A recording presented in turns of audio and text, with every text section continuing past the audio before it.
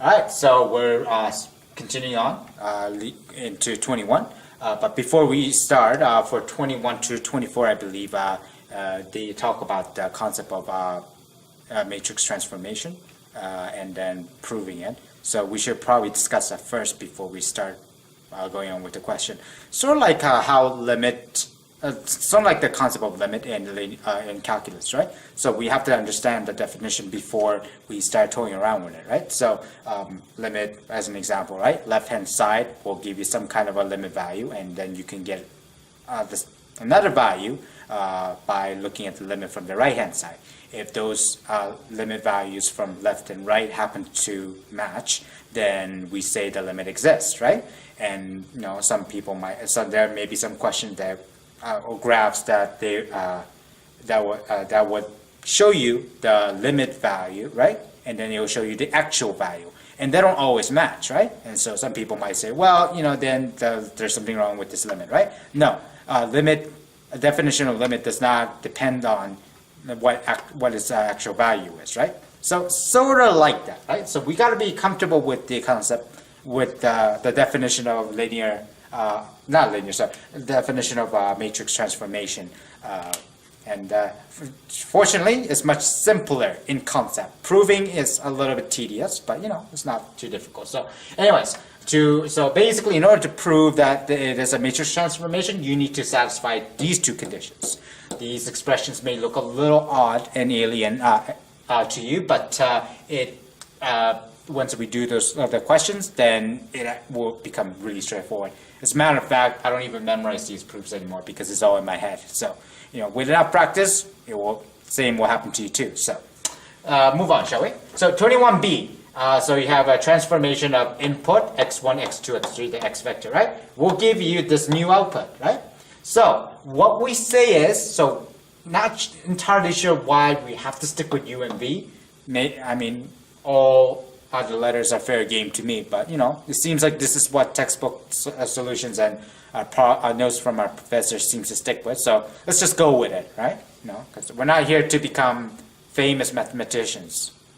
And if you are, I do apologize. But you know, for most of us, we want to make sure we understand the concept well enough so that we can actually put it into good use when we start programming stuff, right? So, which is why 1.9 might be a little exciting if you're serious about it. But anyways, won't get there yet, right? So basically, so we just make sure. So it's we say there's a vector u. It's going to be u1, u2, u3, just like how vector x is x1, x2, x3, right? And the v vector is going to be v1, v2, v3, right?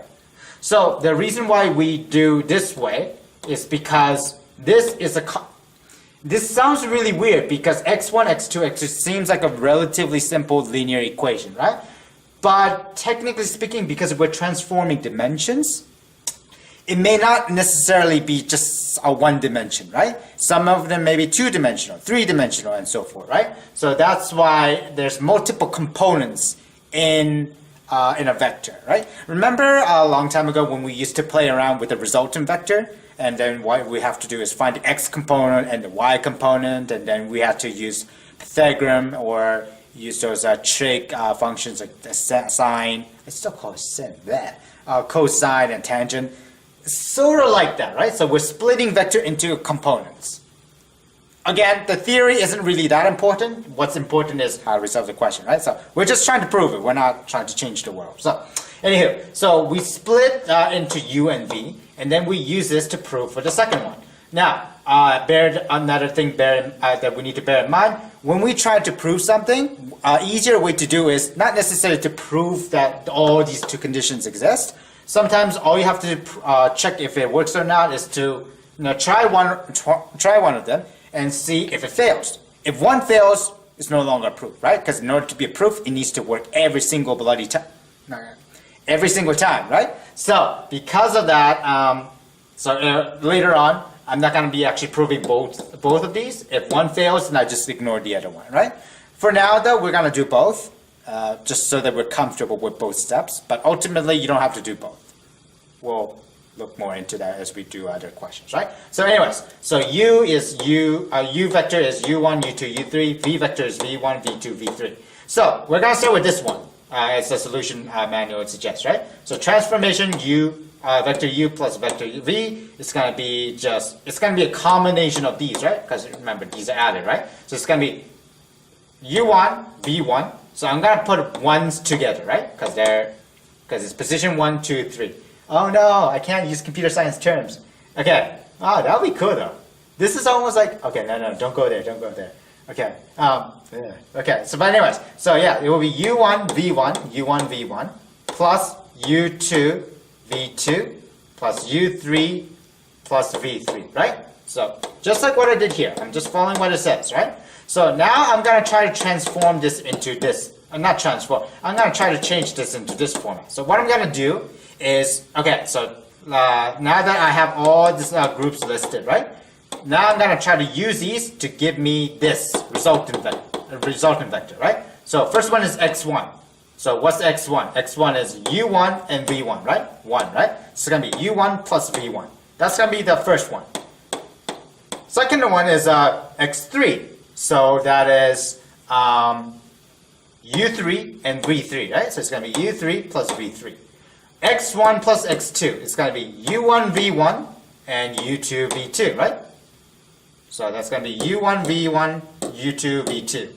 So if I do that, now we're going to have to factor so that it becomes u and v separately, right? Which means I'm just going to separate these two, this thing, into two vectors where one's going to just have u and one's just going to have v. So first one is u1 plus v1, right? So I'm just going to use a u1, right? Because I don't care about the v1. All I want is u, right? I'm segregating, right? So it's going to be u1. All I care is u3 here for this one, right? So it's going to be u3, and it's going to be u1 plus u2, right? And the same concept applies for the v vector, right? So it's going to be v1, v3. Oh, sorry, no, what am I pointing here? v1 from here, v3 from here, and then v1 plus v2 right there, right? So if we do that, this thing is going to be tu, and this is going to be tv. Now, how do we know that? Because look, tu, right? So it's just u. Does it fit?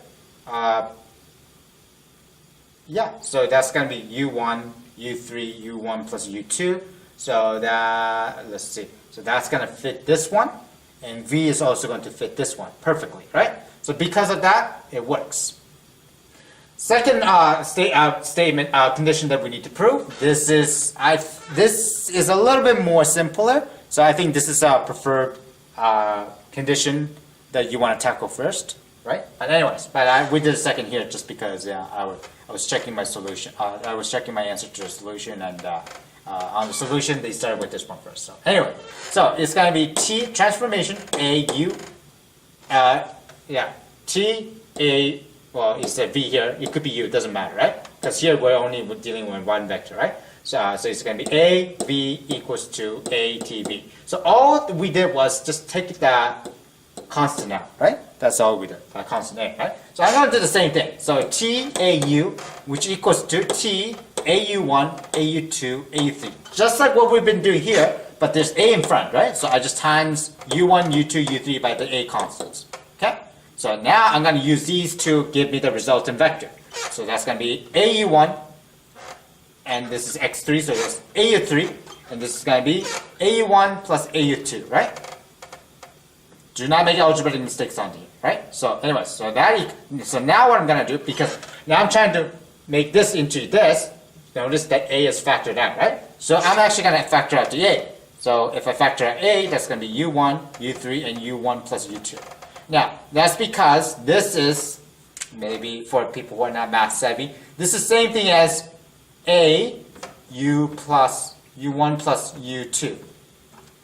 Oh, no, you guys can't see it. Okay, maybe I could write it here. Yeah, so au1 plus au is going to be the same thing as a u1 plus u2, right? Because if you multiply them together, you're going to get this back, right? So I'm just factoring this one out. That's why it stays the same. Be careful, it's not always the case. Later on in the question, it doesn't always factor out this elegantly, and that's when you can say, oh, the proof fails, so this is not a matrix transformation. But we'll get to that later, right? So anyways, I factored out A, and it's going to be U1, U3, U1 plus U2, right? That is exactly the same thing as TU, right? Just like what we were talking about here, right? So A is in front, TU still works. So these two conditions work. So all of them work. So it must be a matrix transformation. That's all there is to it. And the same idea for the next question, 22a, right? So I'll go through this too briefly, but yeah. Anyways, so again, starting vector, resultant vector, right? So I started with the first condition this time, right? So AU must equal to ATU, right? So TAU must equal to ATU, right? So let's see if that's actually true.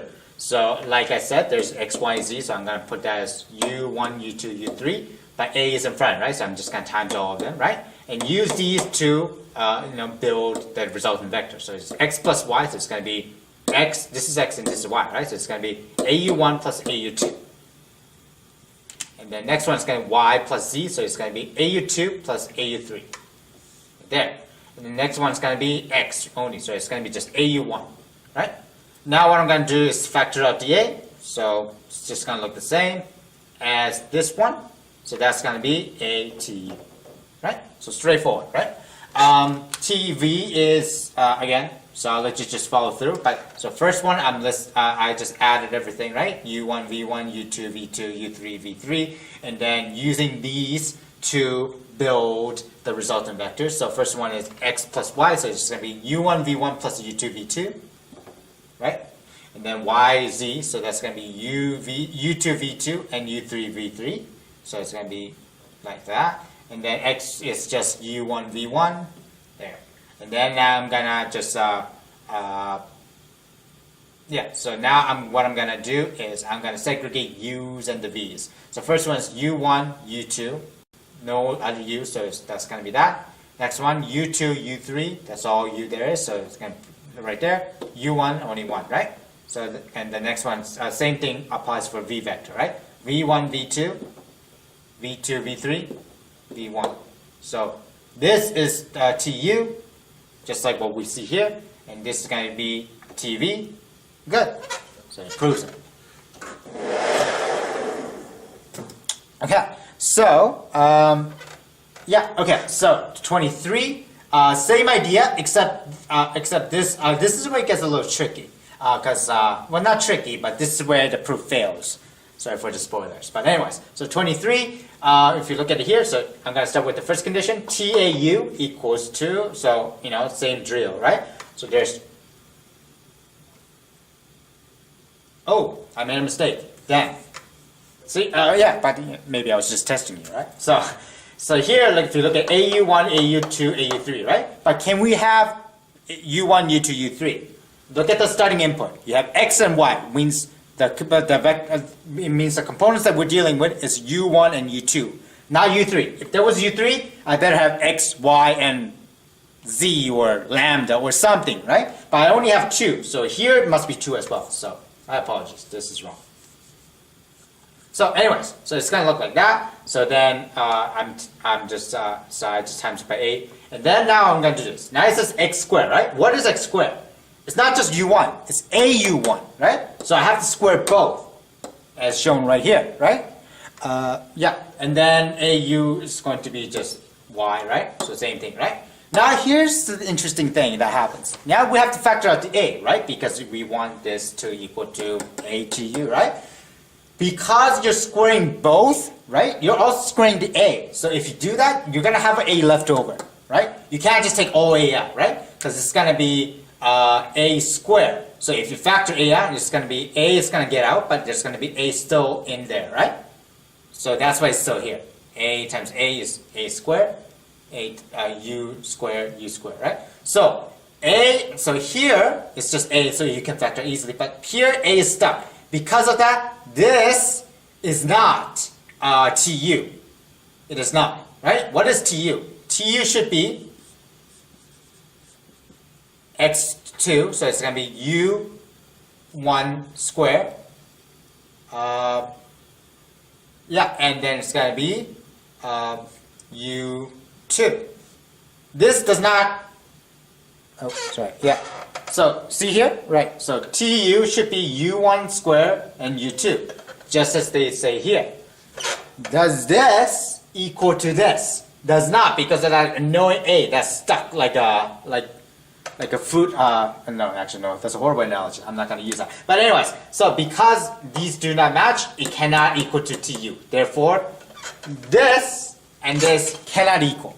Now normally that's when you stop, right? Because I proved that it's not a proof. So what else do I need to say, right? I'm gonna do the second condition anyway, just so that you kind of know what you should be expecting. And I actually I also got a little bit stumbled too. Like I can prove that it's wrong, but there are some technicalities that I need to clear up. So hopefully you would appreciate it too. I'm definitely going to ask that on Monday. So anyways, second condition, right? Tu plus v equals, so again, I'm going to list all the variables, right? u1, v1, u2, v2, just like what I've been doing here, right? So, so now what I'm going to do is I'm going to get u1 and u2, u1 and v1, right? So that's x, right? So it's squaring it, so it's going to be u1 plus v1, and they're going to be all squared, right? That's what x is. This is going to be y. So u2, v2, no surprises here. This is where it gets a little bit weird, and I'm gonna have to ask this, like I said, right? Because if you square this, because you realize that this is squared, right? So you're gonna have u squared and v squared, which we know, but we're gonna have something in between, two u1, v1. This gets tricky because u1 and v1 are multiplied, right? They're products, right? So because of that, how do we separate it? When we separate into u's, when we segregate it to u's and v's, because we can't just segregate, right? Because they're stuck. Only way to remove from one another is through division. So I don't know. I don't think that's possible. But anyways, yeah. So, but it really doesn't matter for our purposes because what we're trying to do is disprove it, right? So if we were to segregate it, it's going to be first one's going to be u1 and two. u1 squared and 2u1 v1, even if we ignore v1, but you see that it's going to be u1 squared plus something, right? And then it's going to be u2 for the second y one, right? And the same thing applies. v1 squared plus 2u1 v1 plus v squared, v2, right? Oh no, not plus, sorry about that. I'm really slipping. I'm getting tired. That's going to be comma, right? That's the y. This is the x squared, right? So I'm a little iffy about this, but the important thing is, if it's tu, what should it be? Just like what we said. It's going to be u1 squared and u2, right? I don't see that here. I see u1 squared here, but I have this annoying weird thing that does not match. And same applies, right? So tv is going to be v1 squared and v2, right? I don't see that either. This annoying thing is in a way, right? Because of that, it does not equal tu and tv.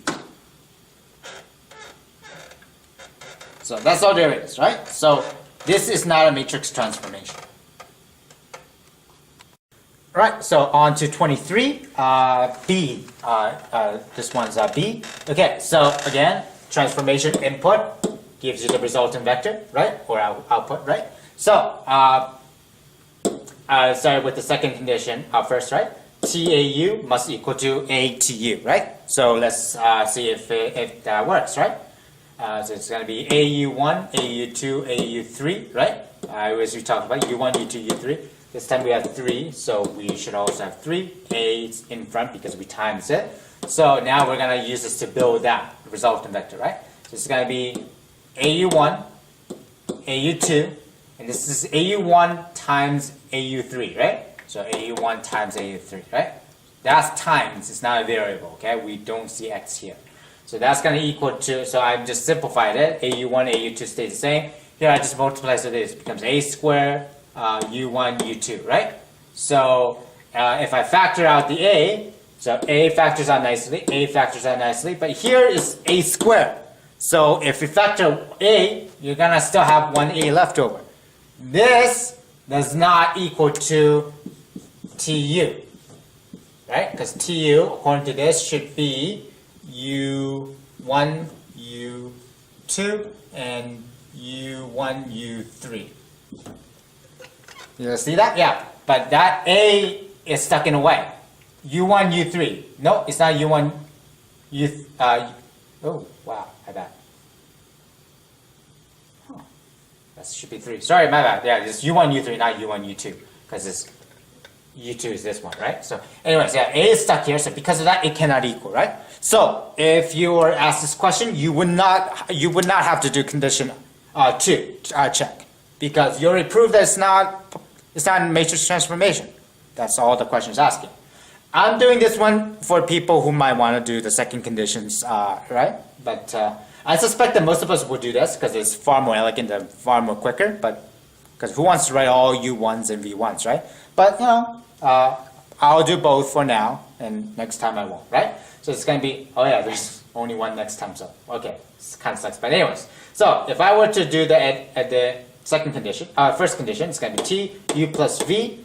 So I'm going to list all of them, right? U1, V1, U2, V2, U3, V3, right? So, let's see here. So it's going to be, so I'm going to build a new a resultant vector. So it's going to be U1 plus V1, because that's just that, right? Y is going to be just U2 plus V2. X and Z is going to be U1 plus V1. So make sure you don't so make sure this is on your own bracket. That is X, or, you know, that's X, right? So the second one is U3 plus V3, right? So as you can tell, this is going to be quadratic. So I guess as a rule of thumb, if you have quadratic, prepare for things to just blow up from a proof perspective, right? So anyways, so if that happens, so then, you know, first two stay the same, nothing trivial, right? So what I did was I actually multiplied these, right? So similar issue as we had before. U1, U3, V1, V3, good. But this thing that's stuck in the middle is giving us annoyance, right? So because of that, U1, U2, when we segregate U's and V's, so U1, U2, U1, U1, U3, right there, right? But then we're stuck with U1, V3. Again, I'm not sure if this is how you write it, because V shouldn't be there, but we can't really separate it because it's a multiplication, so I'm not sure how it goes. But the point is, it's gonna look fundamentally different from this guy, right? And same thing for V vector, right? So because of that, it cannot equal. So that's why it's wrong. Okay, so my head may be in a way, so let you take a look at that, freeze it, and just follow through if you'd like. But so it's going to be 24. Okay, so it's the same idea. This time I didn't really bother going through both ways, because as long as we disprove one, that's all required to say whether it's a matrix transformation or not. So same idea. I'll just let you look at it. It's the same idea. The only thing I might say is this. Some people who are not math savvy may be confused about this step to this step. What just happened, right? So think of it this way. This times this will have to give me that, right? So how do you factor out, like if it's 1, how do you factor out an A? Because you wrote something here. How does this make sense? Well, because A times U1 will give me A U1, right? Because they have to multiply, right? You're going to multiply this side. It's going to be A times U2, right? Here, so this is where we don't know just yet, right? A has to be here because we're factoring out. But A times something has to give me 1. What's the only way A times something gives you 1? Divide by A. Gives you 1. That's the only way, right? And because we're multiplying, this is the same thing as A times 1 over A. Right? Because that way we'll cancel and there will be 1. So that's one. But the point, that's just a minor technical detail that that you may want to look more into. If you're comfortable with it, just by all means knock yourself out. But the big point is, this does not equal to TU, right? Right? It should be U2 plus 1. I don't see that, right? So because of that, it doesn't work. Fail. Okay, 24b. Transformation, input vector, output vector. Okay? So, same thing, I'm going to use this. So I'm going to say U, there's 3 of them, U1, U2, U3, times it by A. So you have these. Now I'm going to build a new, when I say build, it reminds me of Lego. Sorry, I really need to focus. Okay, so it's going to be, first one is X1, so it's going to be AU1, AU2, and this is going to be AU3 all of them, right? Not just u3, right? AU3 is x3, right? So because of the AU3 and then square root all of them. This is why it's gonna mess up the transformation matrix. So U1 is fine, U2 is fine when you factor out the A, right? Simple, it's easy to factor, right? But if you have this, technically, you guys can see, right? Yeah, this is technically square root of A and square root of U3. So because of that, oh, interesting. Yeah, so I made a mistake here too, right? So this shouldn't be U3. This should be square root of U3. Bugger. Making more mistakes than I'm comfortable with. But anyway, so because of that, it won't factor out. So this is the same reason why you got this, right? So remember, this may be a little more complicated because, because some people might say this, right? So I understand from here to here, but when you factor out an A, like why do you get this, right? That confuses me, right? And so that's if you don't remember how the exponents are added or subtracted when you multiply them. So as a brief rule, and actually if you're taking calculus, please understand this really well. I don't think anyone's insane enough to take calculus 2, but in calculus 1 you still matter somewhat, but especially in calculus 2, if you do not know how to add or subtract the exponents, you are insert square word, right? So this may help you for calculus as well. So every time when we say A, it's the same thing as A to the power of 1, right? Anything to the power of 1 is the same thing as the original principle. No, that's investment terminology. Stupid Levy. Oh crap, I shouldn't have said his name. Okay, I'll try to see if I can edit that one out. Anyways, A, so that's that, right? So if it's square root, it's the same thing as just A to the power of 1/2. Okay? So, and when we times any thing like this with the same base but with a different exponent, so eraser. So for example, if I have A squared times A squared, the same thing as A to the power of 4. You add the exponents when you multiply with the same base. And if you don't remember this rule, do a simple check, right? Do a calculate and do 2 to the power of 2 plus 2 to the power of 2, right? And then it will confirm your answer. So if you get paralyzed for not remembering, that's one cheat key, right? Use simple numbers, don't use hard numbers, right? But nonetheless, that's the idea, right? So, and if you subtract them, A2 minus A2, okay, this is a bad example because of the type. So this will be same thing as A to the power of 0, and anything to the power of 0 is? Oh, no, sorry, my apologies. Yeah, you can't do that. Oh, what am I doing? Sorry, you can't subtract like that. So it's gonna, I don't know what I was doing. Sorry, I had a stroke for a moment. So opposite of that is A divided by A, right? So that's 1, right? So because when you divide A's with the same base with exponents, you subtract exponents. So it's going to be A2 minus 2 equals to A to the power of 0. As we know, anything to the power of 0 is 1. Always, always, always. Right? So bear that in mind. This may be helpful later on, right? So back to what I was doing. So square root A, so how do I factor that out? So I know A has to be up here, which is A to the power of 1, right? I don't know what this is, but this times this will have to give me A, right? So it's like this times, I don't know, question mark, gives me A square root, which happens to be A to the power of 1/2. Now think of it this way. A1, this is also going to be A something, right? Same base, right? Something gives me A 1/2. This is something, not 0, right? What do you think it will be? How could 1 plus something give you how could 1 plus something give you a number that's less than half? The only way is through subtraction, right? Which means this must be a negative exponent. So if I do this, oh no, you guys can't see, right? My apologies, yeah. But okay, so what I was saying is like A times something has to give me that, right? No. So it's going to be A1 times whatever it is, which happens to be this one, but we don't know that yet, right? Gives me a squared, which happens to be a to the power of 1/2, right? So then a1 times a something has to give me 1/2. Remember, these are additions, right? So 1 plus something gives you half? That doesn't make any sense. How could it get smaller? It could get smaller if you add negative number, which is why I'm going to put negative 1/2. If you do 1 plus negative 1/2, it's going to give me 1/2, right? Now, so this is this. Now, why does it look like that? That looks weird, right? So, a negative 1/2 is same thing as 1/a1/2.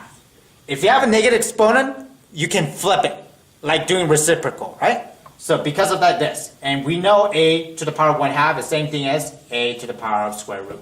And that's why I got this one, right? So I apologize for wasting your time if you're comfortable with algebra. But, you know, I tutor a lot, and one of the cool things that I apply, well, not cool, but one of the useful concepts I apply is that I just assume that you don't know anything. So take it as an insult, or, you know, whatever you will. But anyways, so that covers 24. All right, we're pushing into 25. Function of the form. Okay, so basically a linear function because okay, we know what linear equations, right? So we're gonna ask, is f if a f function is a matrix formation of R? That sounds a little bit difficult to understand, but really it's not simple, and it's actually quite beautiful because it's almost looks like an application, but nonetheless. So think of it this way, right? Whenever you use graphic calculator, if you use one, or if you don't, good for you, or bad for you, depending on how competent you are. But ultimately, if you look at any linear equations, right? Or it doesn't even have to be linear, to be honest. Any equations, you give an input of x, and it will give you the output of y. So if you think about it, that's almost like x vector and then your resultant vector. Almost, right? I need to stop saying input and output. That sounds too much like computer science. But nonetheless, right? So, you know, you give an x value and it gives you the y output. So, in a way, if you think about it, input is your x vector and output is the w vector, right? So, if you think of it that way, you can relate to the linear matrix, linear algebra a little bit better. So, for example, let's say there was a f of x, which is the same thing as y, right? The output, right? Equals to x squared. What was a transformation? It just means, let's say your x was like u1, for example, right? So x squared just means u1 squared. That's all there is, right? So, just giving you some ideas so that it makes more sense. But anyways, let's proceed with the proof. Okay? So it's going to be tau equals to, so I'm gonna put, so here, because input is only 1, right? There's only x, right? There's no x1 or x2. In calculus, for linear equations, there's only one x, right? So we say there's only one component. So we put t a u1. There is no u2, u3, or anything like that, right? So if we try to make this look like this, then you would say, well, x is here, x is being times by n, right? So it's going to be n a u, right? And then plus b, right? There's no a in front of b because remember, a only applies to the x, right? So, because of that, you're going to have MAU plus MAU1 plus b. Now, we need to factor out the a, right? So, this is where it gets tricky. MAU, if you take the a out, it's just going to be MU1. Great. Problem with b, it has no a. So, in order to take an a out, it's going to be b divided by a. Because again, a times b over a will give you b, right? So, but nonetheless, this is not a TU because TU is, as it suggests here, it should be MU plus B. Do I see MU plus B here? No, there isn't. So because of that, it doesn't work. We disproved that it's a matrix transformation. So that's what they really want to get into. 26. Okay, this question I don't know why it stumbled me. Now that I think about it, yeah, that's probably because I was doing, I understand the matrix transformation definition better. So, but anyway, it looks complicated, but it really isn't. So, basically it's just saying transformation using two vectors, x and y, right? That will give you 0 and 0, which is a matrix which works as a matrix transformation, but this one doesn't. So we're going to try to find out why that is actually the case, right? So let's look at it. So I'm going to use TAU, right? Let's try 0 and 0, see if it works first, right? So I have, oh, and another thing, when you're proving if it works or not, I probably should have said this earlier. You need to use both methods, method 1, method 2. Or I may have said that, but I had a stroke, so I forgot, right? Bear with me either way, right? So when you disprove, all you have to do is disprove one. If you're proving it all the way, right? Because there's no counterexample, then you have to prove both method 1 and method 2, right? So, and but it's a minor inconvenience. We can make this work, right? After practicing so long, right? So, anyways, my bad. Going back to TAU, it's gonna be so. There's two components, so x and y, right? So I'm gonna have u1 and u2 times a, right? So a u1, a u2. That's gonna give me 0. Okay, so I know if you see this, you should think 0, but I'm trying to make this a little bit more. Make this more sense mathematically, right? So really, this is so. In order to show this transformation, isn't it really just the same thing as 0 over a? Sorry. So it's gonna be 0. So if you factor out an a, so a factored out 0 over a and 0 over a, right? So because these a will cancel out, gives you 0. A will cancel out, give you 0, right? So you might say, wait a minute, this does not look like this. True, aesthetically. But is there any difference between 0 and 0 divided by a? No, they're both 0, right? So because of that, as far as we're concerned, good to go, right? Tu plus v. Let's look at that, right? So, okay, so that's going to be x and y. So that's going to be u1, v1, and u2, v2. Same thing, it's going to equal 0, 0, which means it's going to be, again, there's no u or y anywhere, so when we segregate for u, there's nothing, so it's going to be 0 and 0. And v, there's no v, so it's going to be 0 and 0, which is exactly what they are, because tu is 0, 0, tv is 0, 0, right? Based on what we see here. So because of that, both method proves that it is a matrix transformation. Enough said. They sort of already hinted that this one's not going to work, so I guess, but nonetheless, we're going to treat it the same way. Okay, so txy, so 1, 1, right? So again, I'm going to put it the same way, tau, so it's going to be two components, a1u, a2u. Sorry, a21 and a2. No, a21 and a, oh my god, what the hell am I doing? au1, au2. Okay, there we go. Okay, so in order to make this become 1, this is what I did. Okay, I have u1. How do I make that into a 1? The only way to do that with a letters like that, just divide by the same thing. So it's going to be AU1 divided by AU1. That will give me 1, right? Same thing, AU2 divided by AU2 is going to be that, right? So what I'm going to actually is cancel out all of these at the same time, so it becomes 1 and 1. Now let's say if I wanted to factor out an A, right? So then it's going to be A factored out. It's going to be 1 over A and 1 over A, right? Because A times this A and this A will cancel out, so that will give you 1, right? So now this does not equal to that, because remember, what's TU? TU is 1, 1. This is now 1, 1, right? So because of that, TU will be 1 and 1. Oh, sorry, TU is 1 and 1. This is now 1 and 1. Sorry, I don't know what I'm doing. I'm getting tired. So because this does not equal to this, therefore we already disproved it. No need to do the second method, because if once you disprove it, who cares? It's wrong proof, right?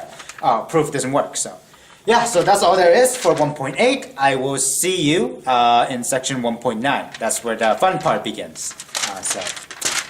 Yeah, we'll see you then.